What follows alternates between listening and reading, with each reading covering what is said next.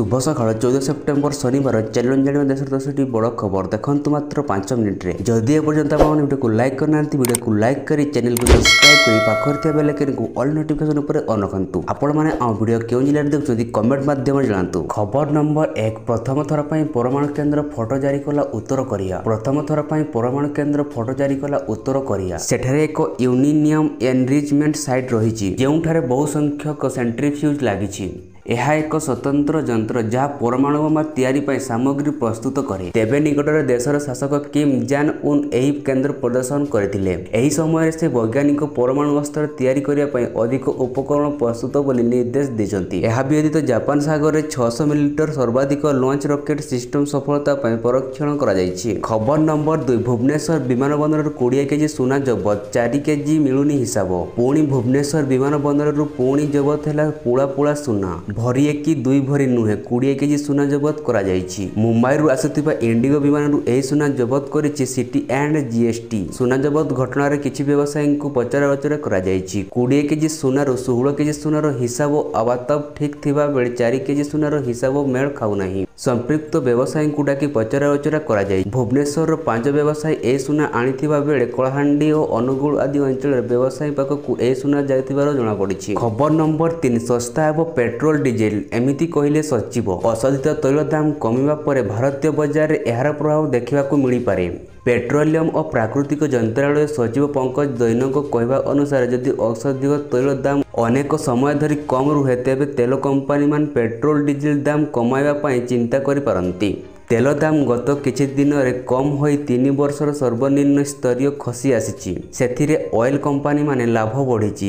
दाम रे ह्रास जग खुचुरा विक्रेता और सरकारी तेल कंपनी मार्जिन बढ़ी जाइछि। सरकार कंपनी बाजार रे प्राय 90% भागीदार रहिछि। कहि रखुछि गुरुवार शताधिक तैल दाम 51 टंका वृद्धि पर 5709% बैरेल होई जाइछि। खबर नंबर 4 जेल रु बाहरिले दिल्ली मुख्यमंत्री अरविंद केजरीवाल। जेल रु बाहरिले दिल्ली मुख्यमंत्री अरविंद केजरीवाल आज सुप्रीम कोर्ट केजरीवाल को जामीन देथिले। जामीन पर तिहारी जेल रु बाहरिछंती केजरीवाल। जेल बाहर केजरीवाल को स्वागत करने को शह शह समर्थक भिड़ जमीथिला। बाजाबाण नाच गीत रे कंपी उठिथिला परिसर। प्राय 6 मास पर बाहरिथिले केजरीवाल। दिल्ली मद नीति मामला रे अरविंद केजरीवाल को गिरफ करथिले सीबीआई। पूर्वरु ईडी मामला रे मिलिथिला जामीन। 21 मार्च गिरफ होइथिले केजरीवाल। खबर नंबर 5 प्रबल वर्षिब काली एही जिल्ला रे शिक्षा अनुष्ठान बंद। आसंता काली पई मयूरभंज जिल्लार समस्त शिक्षा अनुष्ठान बंद रखिया पई निष्पत्ति निया जायछि। एने जिलापाल निर्देश जारी करिसंती। प्रबल वर्षा नै मयूरभंज रेड अलर्ट जारी करिबा सह समस्त शिक्षा अनुष्ठान बंद करबा को निर्देश दैछंती। सृष्टि होइतिबा आउ एक लघुचाप जगु आजिठार राज्य रे वर्षा आरंभ हेबाकू जाउछि। तेबे वर्षा शंका जगु आसंता काली पई 3टी जिल्ला को ऑरेंज वार्निंग जारी करा जायछि पाणीपाग विभाग। एही तालिका केन्दुझर भद्रक एवं बालेश्वर वर्षा पई ऑरेंज वार्निंग जारी होइछि। पुणी माडी आसुछि आउ एक लघुचाप। समुद्र बड़ गोटाए शक्तिशाली होइछि पुणी नेबो अवताप रूप। समुद्र अशांत रहितिबा बेले सृष्टि लघुचाप धीरे धीरे भयंकर हेउछि जहार प्रभाव अनेक जिला उपरे पड़िबो। एथर आउ निस्तार नाही सब किछि छारखार करदेबो। सेपटे बिजुली घड़घड़ी सांगकु वायु फटा वर्षा असिनी। सेपटे भूस्खलन हेबा मध्ये अनेक संभावना रही। सेथिपई एसबु 14 जिला को चेतावनी दिया गलानी। घरु केही न बाहरिबाकू परामर्श मध्ये दिया होइछि। खबर नंबर 6 अग्निवीरंक पई राज्य रे रहबो 10% संरक्षण व्यवस्था। बयस सीमा को 3 वर्ष कराजिबो कहळ। मोट 3टी प्रस्ताव कैबिनेट अनुमोदन लाभ करिछि। अग्निवीरंक पई राज्य रे रहबो 10% संरक्षण व्यवस्था। सेथिपई ओडिशा अवसरप्राप्त अग्निवीर यूनिफॉर्म सेवा रे नियुक्ति और नियममाला 2024 रे प्रणयन कराजिबो।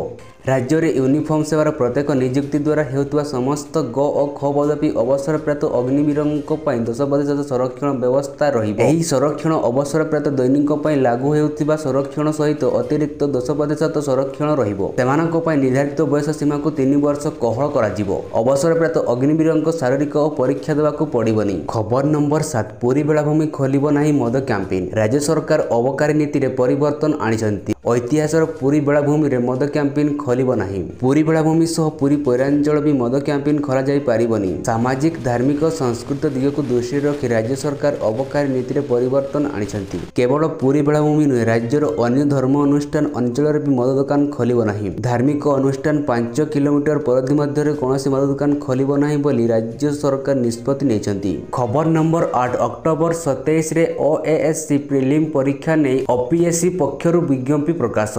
ओडिशा सिविल सर्विस प्रिलिम परीक्षा पर तारीख प्रकाश पाई। अक्टोबर 27 रे ओएससी प्रिलिमिनारी परीक्षा संपर्क में विशेष तथ्य जानापी परीक्षार्थी http://opsc.government.in रे लॉगिन करने को परामर्श दि जाइछि। एही वेबसाइट रे समस्त विषय जांच करि परिबे परीक्षार्थी।